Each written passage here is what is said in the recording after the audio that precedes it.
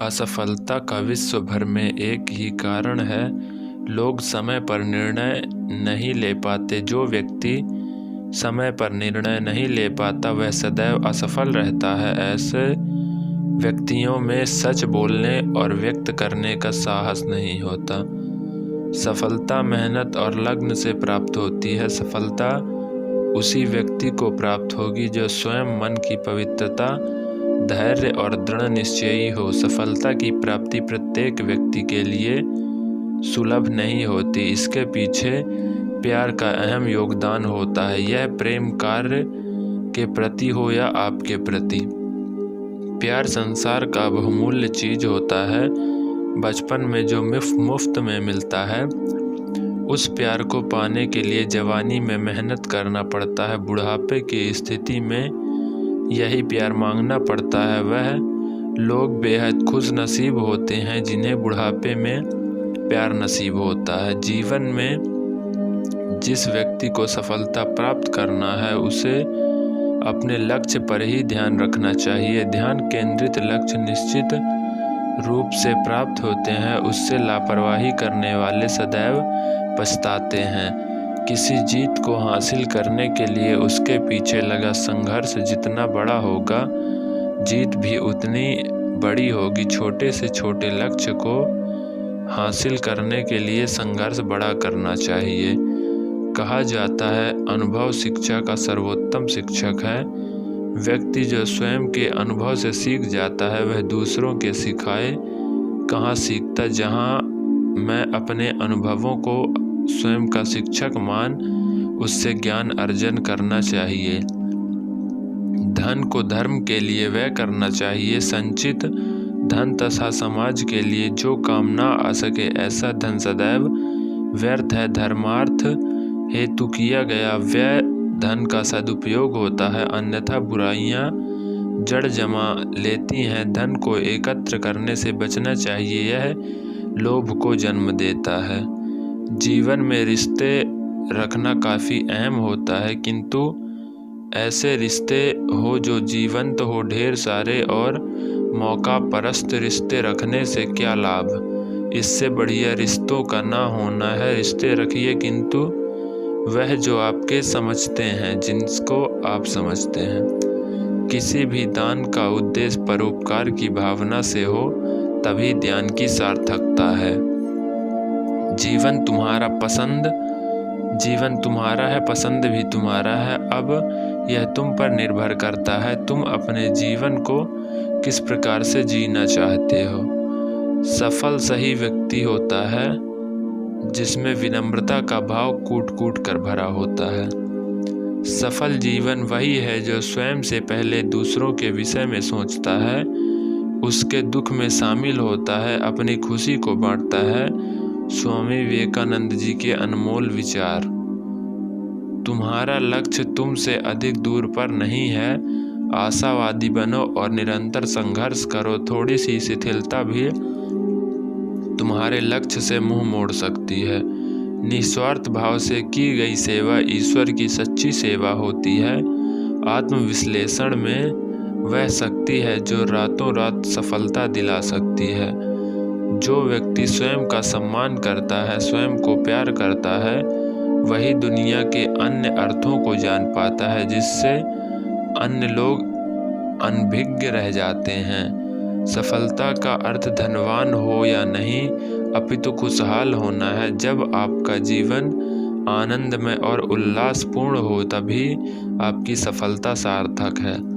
आपकी वाणी आपके चरित्र से प्रकट करती है, इसलिए बोलने से पहले अपने शब्दों को तर्क की कसौटी पर अवश्य तौलें। आज की युवा पीढ़ी अर्थहीन तथा लक्ष्यहीन दिशा में कार्य कर रही है, जिसका जीवन में सफलता से कोई लेना देना नहीं। हमें अपनी आदत को बदलते हुए जीवन के महत्व को समझना होगा। धैर्य रखे, सभी कार्य अपने समय में संपन्न होते रहें। आपकी उत्सुकता कार्य की सफलता में बाधा उत्पन्न कर सकती है।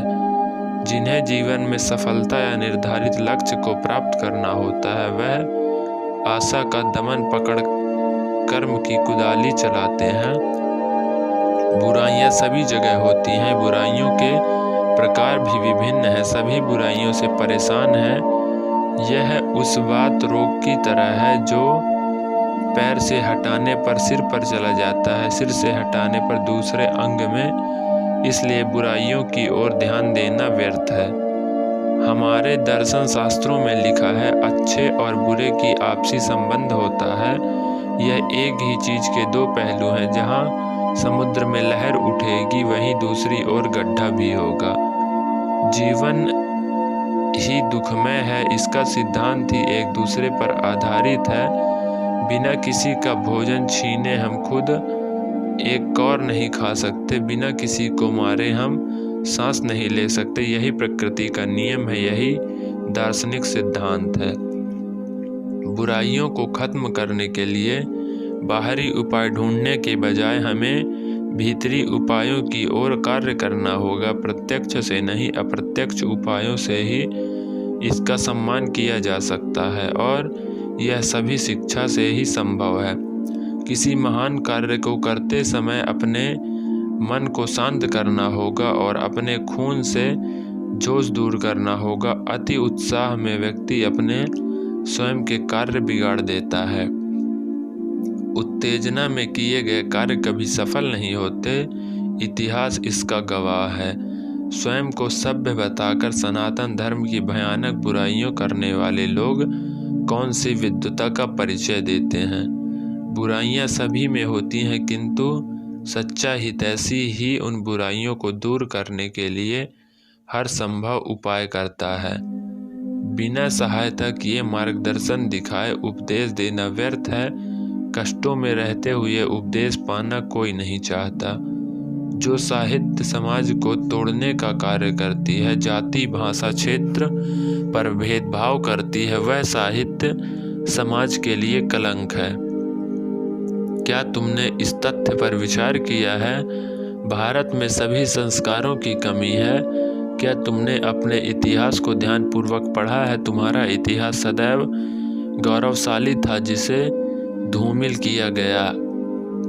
भारत के सभी विद्वानों ने समाज को छोड़ने का प्रयत्न किया। इस कार्य में उन्होंने अपना सर्वस्व न्यौछावर कर जीवन समर्पित किया।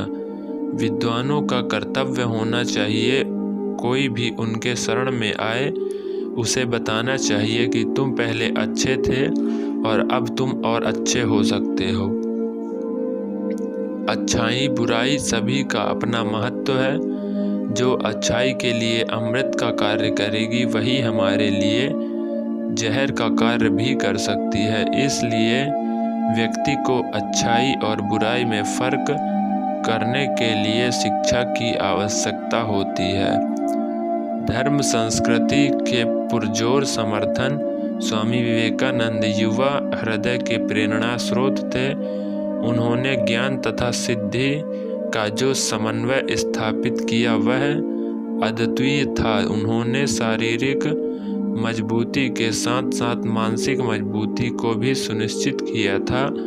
साथ ही उन्होंने अध्यात्म के क्षेत्र में भी अपना प्रबल विश्वास दिखाया था। वह सदैव ऊर्जावान रहते तथा नवीन कार्य करने को उत्सुक रहते। वह कार्य जो समाज का निर्माण करे, एक आदर्श वातावरण स्थापित करे, इसके लिए उन्होंने आजीवन प्रयत्न किया। आशा है उपरोक्त लेख आपको पसंद आया हो।